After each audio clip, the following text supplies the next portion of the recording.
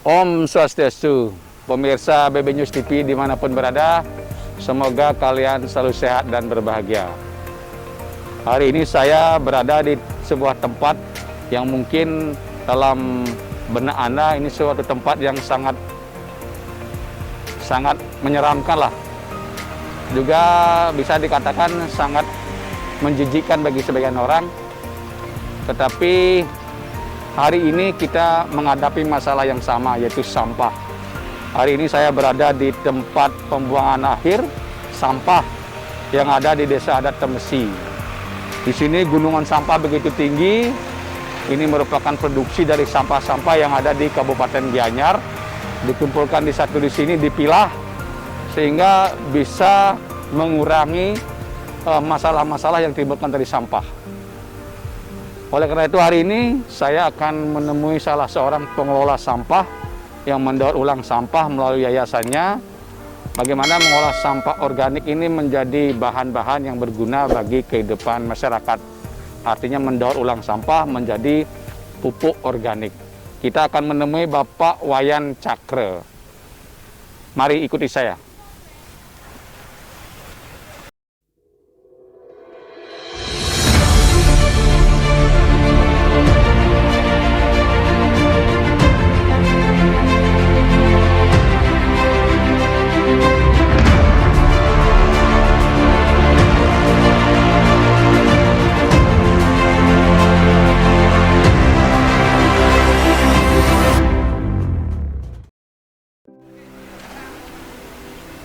Swastiastu Pak Yan. Swastiastu, ajar siang. Pemirsa BB News TV, hari ini kita bersama Pak Wayan Cakre. Kita akan mendengar seperti apa pengelolaan sampah di TPA Temesi ini. Termasuk juga bagaimana mengelola sampah ini menjadi barang-barang yang berguna bagi kehidupan kita. Pak Wayan mungkin bisa menjelaskan berapa sampah yang ditampung oleh TPA Temesi ini setiap hari, Pak Wayan? Ya, sampah TPA yang ditampung per harinya itu sekitar 400 ton per hari. Sementara yang mampu kami olah itu baru 30 ton per hari. Artinya masih jauh lah dari target. Nah, sampah-sampah yang masuk itu diolah di tempat sana dulu, Pak, dibuang sana apa di sini diolah? Langsung. Di sini pengolahnya, yang di sana tidak. Yang di sana sanitary landfill istilahnya, tapi karena kendala biaya juga masih agak open dumping dia. Ya. Artinya sampahnya pertama itu masuk ke sana dulu. Nah, apa di sini lain, ya sana lain. Kalau di sini sampah siapa aja yang masuk sini? Ini mereka udah punya langganan semua. Mereka pemilah kami punya langganan sampah. Dia pilih kualitas sampah yang lebih bagus, yang ada nilai ekonomisnya, ada organiknya. Kadang yang masuk ke sana banyakkan residu. Oh, residu dulu. Ya. Lalu mungkin bisa jelaskan kalau pada situasi pandemi ini ada nggak perbedaan dari sisi jumlah sampah? Karena kan mungkin orang menghayalkan ada penurunan atau yang bagaimana, Pak ya? Benar. Kalau logikanya sih mestinya turun ya, karena tidak ada aktivitas pariwisata. Tapi karena mereka diam, nggak ada kegiatan, malah bisa naik karena mereka fokus mengerjakan taman, bersih-bersih di rumah, sehingga untuk menghilangkan jenuh mereka ada aktivitas di rumah. Ya, benar. Nah, kira-kira kalau biasanya 400 ton sehari, kalau pandemi itu bisa di atas itu? Apa? Pada saat pandemi? Ya. Kalau sebelumnya, sekarang Pak Yang bilang sehari 400 ton kira-kira sampah yang masuk sini nih. Betul. Kalau pandemi itu, sebelum pandemi di bawah itu? Ya. Dikit sih selisihnya, nggak terlalu Tapi jauh. Ya, cenderungnya naik? Cenderung naik dikit ya. Kira-kira kalau misalnya pemilahan sampah di sini, artinya setiap sampah itu ada yang masuk ke situ, ada yang ke sini gitu Pak ya, pengolahannya ya? Benar, yang di sana pemerintah buat gunung sampah. Kalau di sini dengan sistem 3R kan ada pemilahan, ada buat kompos juga, sehingga ada input dan ada output. Kalau di sana kan outputnya nggak ada. Artinya ini diolah menjadi kompos, sementara plastiknya itu dijual lagi kembali gitu. Ulang dijual, residu baru masuk ke TA lagi. Oh, masuk ke sana. Ya. Nah, mungkin lebih detail Pak Yan, kira-kira sehari Pak Yan untuk di bawah yayasan apa nih Pak Yan? Yayasan Pemilahan Sampah Desa Temesi, YPST.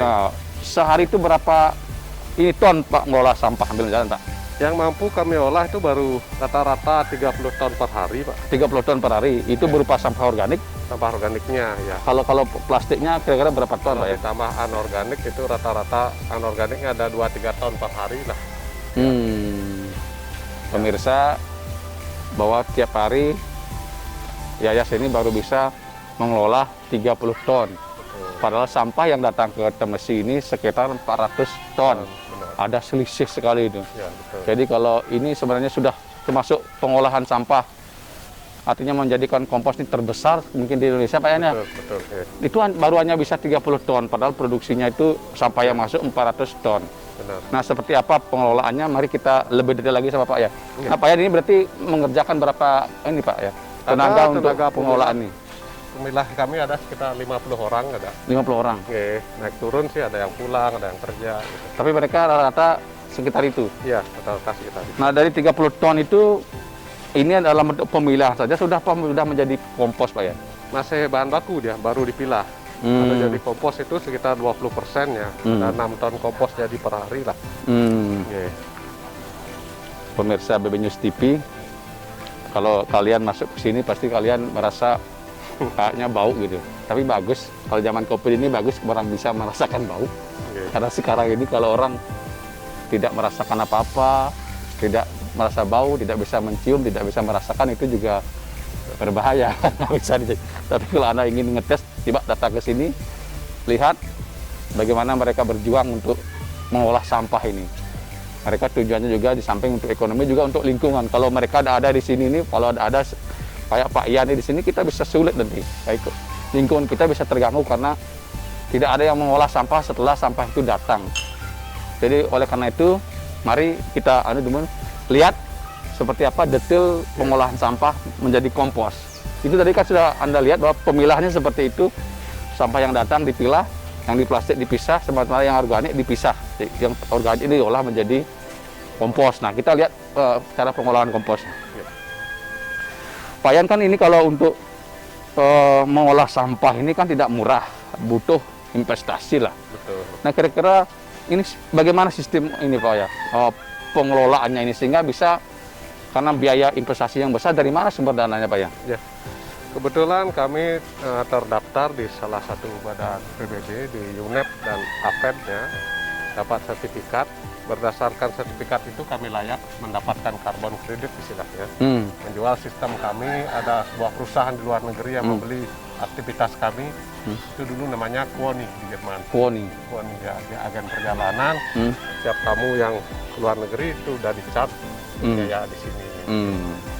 Kira-kira yang lebih besarnya itu biaya itu di mana Pak? Biaya yang besar di pemilahan sampah. Pemilahan ini? Ya, harapan kami nanti masyarakat milah sampah dari sumbernya. Kami siap drop organik sebanyak-banyaknya. Kalau semua masyarakat Gianyar mau milah Kenapa sampah. di pemilahan sampah itu menjadi mahal? Ya, itu karena menggaji karyawan atau bagaimana? Ya, itu kan borongan. Dia milah, kami beli per tonnya. Timbang setiap hari, nanti dibayar setiap bulan. Itu lumayan besar. Kalau setiap bulan berapa biaya yang dikeluarkan untuk itu Pak Yan? Kami habis biaya sekitar 120 jutaan per bulan. Sementara ada pemasukan juga sekitar lagi 80 juta, 70 juta per bulan. Ukurannya disubsidi dari dana karbon kredit itu. Karbon kredit itu. Nah. Jadi sebenarnya untuk mencari profit di sini belum bisa. Belum. Karena memang biaya produksi yang dikeluarkan lebih besar daripada hasil yang diperoleh Pak Yan. Nah, kira-kira kalau untuk alat didatangkan dari mana Pak Yan? Dulu kami punya pencacah yang besar, itu lumayan biayanya. Sekarang kami evaluasi, nggak perlu dicacah.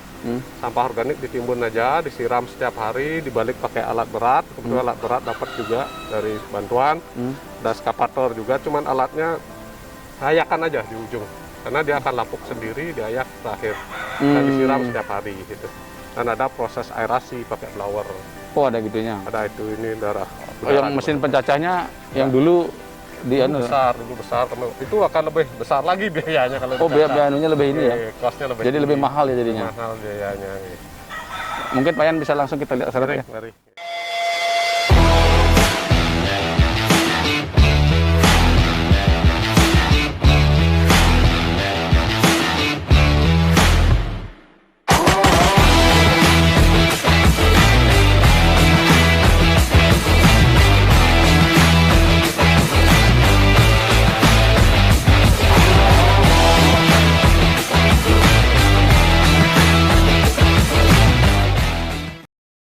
Oke, pemirsa BB News TV, bincang lagi di Bincang Haji Sudibyo Bincang-Bincang. kita akan melihat aktivitas pengolahan sampah menjadi kompos. Masih dengan Pak Yan Cakra, kita akan melihat lebih detailnya. Mari ikuti saya. Ya. Hasil buatan sendiri, rakitnya sendiri apa mendatangkan dari luar Bali? Dulu kami beli dari luar Bali, dari Bekasi. Cuma kami modif sekarang. Dulu kan pakai plat besi. Karena rentan korosi, kami pakai plat stainless sekarang. Oh, plat stainless. Stainless ya lebih aman jadinya. Ini kapasitas produksi berapa Pak Yan? Kalau Kapasitas ini 10 produksi ton per hari. Gampang. berapa? 10 ton per hari. 10 ton per hari. Ya. Cuma mereka kan nggak full kerja. Biar nggak Pemirsa kecapean. BB News TV, ring acara Haji Cidiba Bincang-Bincang, ini kita lihat proses pengubahan dari sampah organik menjadi kompos. Ini sudah menjadi kompos Pak Yan ya? Sudah siap, ya. Sudah siap. Sebelum menjadi ini diapain dulu Pak Yan? Ini udah dipisah, dikumpulkan iki. Setelah itu apa lagi? Ini nanti di stok nanti ada pesanan baru kita packing, kita kemas nanti. Ini kan nggak langsung masuk ke sini Pak Yan, ada pengayaknya di mana? Ini dah lubang. Oh, ini lubang ini dimasukin? Di sini ampas keluar, Di sini ampas keluar lalu ini hasilnya. Ini Hasilnya. habis ngayak ini, dia dikarungin besok ditimbang. hasilnya lewat sini. Iki Apa di hasil. sini keluarnya Pak Yan ya? Iya, ke lubang itu. Nah, ini begitu proses pembuatan kompos itu. Dan setelah ini jadi dikumpulkan di sini. Ya, itu stoknya.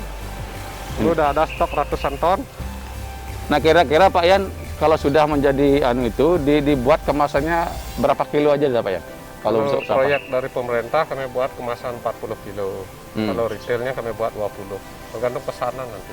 Nah, kira-kira untuk setiap bulan kira-kira berapa ton yang disalurkan kepada produk konsumen nih Pak Yan?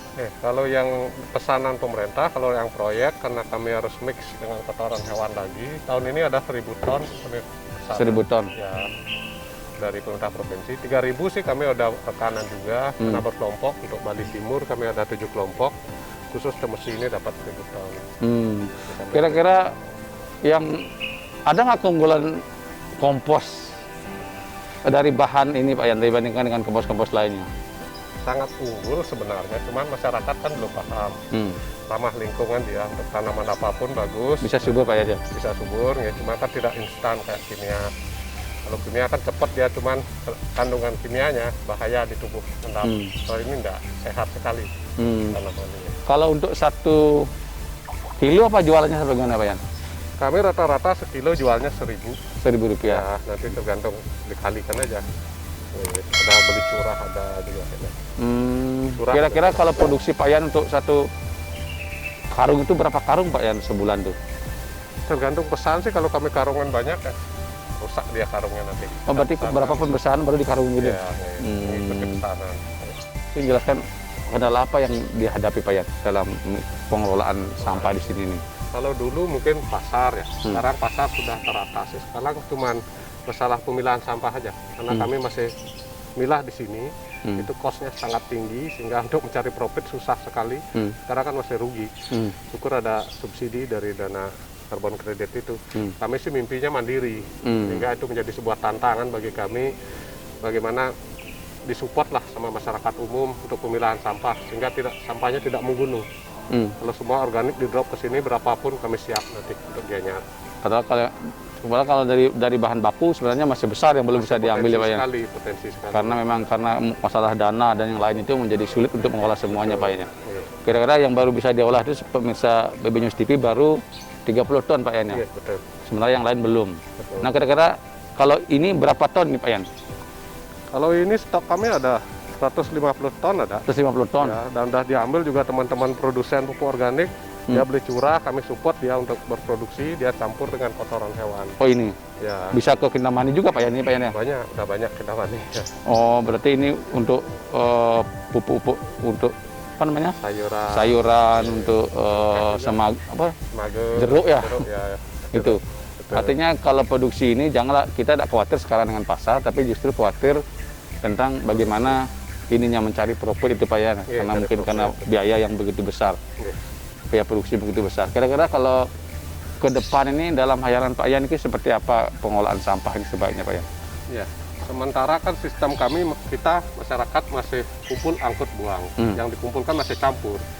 Hanya dipilah di hulu, maka kita di TPA nanti ada, ini kan TPA kan, bagian dari TPA, ada TPA-nya organik, diolah jadi kompos, ada TPA-nya residu. Kalau non-organik yang recyclable, yang bisa daur ulang kan udah laris sekali. Itu banyak sekali pembelinya, banyak bank sampah, bahkan rebutan itu. Plastiknya ya. Jadi sebenarnya pemirsa BB News TV, plastik itu sangat diminati sebenarnya di pasar. Nah, cuma sekarang harapannya kan masyarakat memilah dari rumah lah. Sampah plastik di khusus plastik, sampah yang satu lagi khusus di organik gitulah.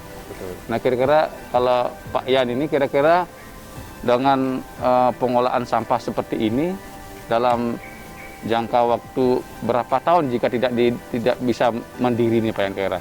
Kalau pengolahan sampah sudah dipilah, kira-kira berapa persen bisa menurunkan ini Pak Yan? Biaya produksi. Ya produksi bisa turun lagi 50% bisa. Jika bisa seperti itu. Betul. Jadi bisa menekan hampir 50% Pak Yan ya? 50% biayanya, benar. Berarti kalau itu bisa, mungkin bisa tidak rugi lagi Pak Yan ya? Langsung karena kami mau mengarah ke itu dah. Ada target Pak Yan berapa tahun mungkin bisa? Itu tergantung masyarakat berarti Pak Yan? Tergantung masyarakat. Kalau masyarakat mau milah sampah semua, organiknya serahkan ke kami, kapan masyarakat bisa, kami siap mandiri. Ya, beriringan lah dengan kesiapan masyarakat. Lalu bagaimana pengembangan pengolahan sampah ini dengan lingkungan sekitar Pak Yan?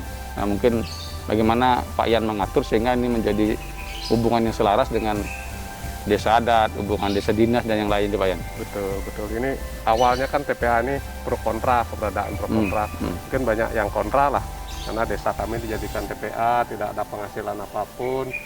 Dan semenjak ada sebuah sistem pengolahan sampah, organiknya jadi kompos, lebih ramah lingkungan. Cuman masalahnya lebih banyak yang belum terolah. Kalau semua udah terolah, benar-benar zero waste lah, nyanyar. Cuma residu aja, residu mungkin penanganan khusus nanti ada.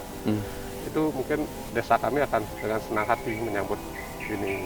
Sejauh ini kan sudah bagus sekarang Pak Yan? Sudah mulai sekarang, apalagi sudah ada pemasukan juga. Mohon maaf, kemarin ada dudukan, mungkin partisipasi desa-desa lain lah terhadap desa kami. Mohon dimaklumi dulu lah keberadaan kami. Oh, artinya itu bagian dari ini Pak Yan ya, bagian dari proses Pak Yan ya? Benar. Tapi harapannya ke depan kalau ini sudah memberikan nilai tambah, artinya bisa menguntungkan, nah itu nanti mungkin bisa dibicarakan lagi Pak Yan ya? Betul. Lalu terkait dengan yang lain, kira-kira apa yang ingin ditambah lagi Pak Yan di dalam untuk ini?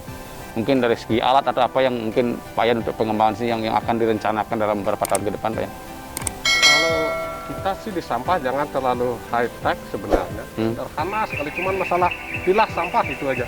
Sampah dipilah, organiknya sini udah.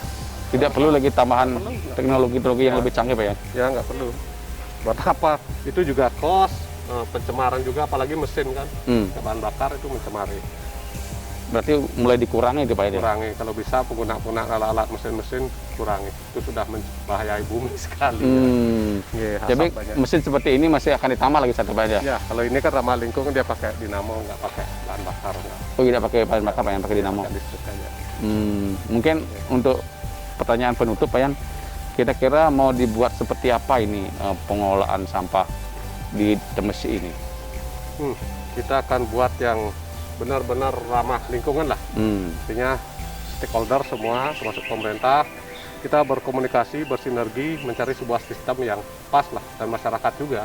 Kita secara umum kalau nggak didukung masyarakat sangat susah. Kuncinya kebersamaan pasti bisa. Terima kasih Pak Yan. Semuanya. Pemirsa BB News TV, tadi sudah kita dengar penjelasan secara panjang lebar dari Pak Yan Cakra. Jelas di sini memang ada tantangan dalam pengelolaan sampah kita. Tapi itu dikembalikan kepada seluruh masyarakat. Karena dalam pengelolaan sampah ini penting sekali peran serta masyarakat. Tadi Pak Cakra bilang bahwa perlunya masyarakat mulai saat ini untuk memilah-milah sampah. Sampai dari rumah sudah dipilah sampahnya yang mana organik dan yang mana anorganik. Bila itu dilakukan, maka sangat menolong bagi pengelolaan sampah di Temesi ini, karena biaya untuk memilah-milah sampah itu bisa ditekan, sehingga nanti produksi kompos ini bisa menguntungkan bagi semua. Oleh karena itu, mari kita bersama-sama memerangi sampah dengan memilah sampah dari rumah sehingga Bali ini tetap bersih, Bali ini tetap indah, dan Bali ini tetap dikunjungi oleh wisatawan. Itu yang saya bantu Pramesanti. Om Santi Santi Santi Om.